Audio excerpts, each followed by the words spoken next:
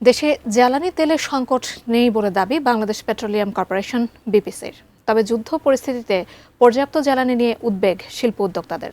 আর বিশ্লেষকরা আশঙ্কা করছেন ইরানের সাথে যুক্তরাষ্ট্র ইসরায়েল যুদ্ধ দীর্ঘায়িত হলে জ্বালানি তেলের দাম ব্যারেল প্রতি হতে পারে $100, যা এখন $78। মাহাদি সেকান্দারের রিপোর্টে বিস্তারিত। ইরানের সাথে যুক্তরাষ্ট্র ইসরায়েলের যুদ্ধ যত দীর্ঘায়িত হবে এর বাণিজ্যিক প্রভাবও তত বাড়বে। বিশেষ করে হরমুজ প্রণালী বন্ধ হওয়ায় প্রভাব পড়বে আমদানি রপ্তানি বাণিজ্য ও জ্বালানি তেলের দামে। কেননা দেশের 80% জ্বালানি তেলের চাহিদা মেটায় মধ্যপ্রাচ্য। আর হরমুজ প্রণালী দিয়ে বিশ্বে প্রতিদিন পরিবহন হয় 20 মিলিয়ন ব্যারেল তেল, যা বিশ্ব বাণিজ্যের 21%।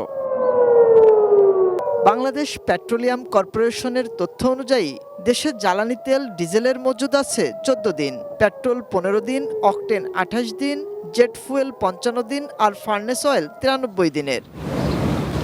এমন অবস্থায় যুদ্ধ দীর্ঘায়িত হলে শিল্প খাতে প্রয়োজনীয় জ্বালানি সরবরাহের অনিশ্চয়তার পাশাপাশি ব্যবসায়ীরা উদ্বিগ্ন উৎপাদন খরচ নিয়েও। মানে জ্বালানি সংকট যদি দেখা দেয় তাহলে কিন্তু এটা বড় ধরনের ডিজাস্টার হবে। অল্টারনেটিভ ব্যবস্থা নেয় তাহলে হয়তো এটার সমাধান হতে পারে, বাট অল্টারনেটিভ ব্যবস্থা এত সহসা নিতে পারবে কিনা এটা একটা শঙ্কিত। কিন্তু তবে বাংলাদেশ পেট্রোলিয়াম কর্পোরেশনের দাবি, যুদ্ধ পরিস্থিতি নজরে রেখে তেলের বিকল্প বাজার খোঁজার বিষয়ে ভাবছে সরকার। এছাড়া দাম বাড়ার শঙ্কা নেই বলেও জানান সংস্থাটির চেয়ারম্যান মোহাম্মদ রেজানুর রহমান। যে কোনো ধরনের ফুয়েলের ক্ষেত্রে 14 দিনের চাইতে বেশি রিজার্ভ আমাদের আছে। রিফাইন্ড অয়েলের যে ব্যাপারটা সেটা আমাদের তো জানুয়ারি টু জুন আমাদের চুক্তি কমপ্লিট। তারা নিরবচ্ছিন্ন সরবরাহটার ব্যাপারে তারা এনশিওর করেছে আমাদের।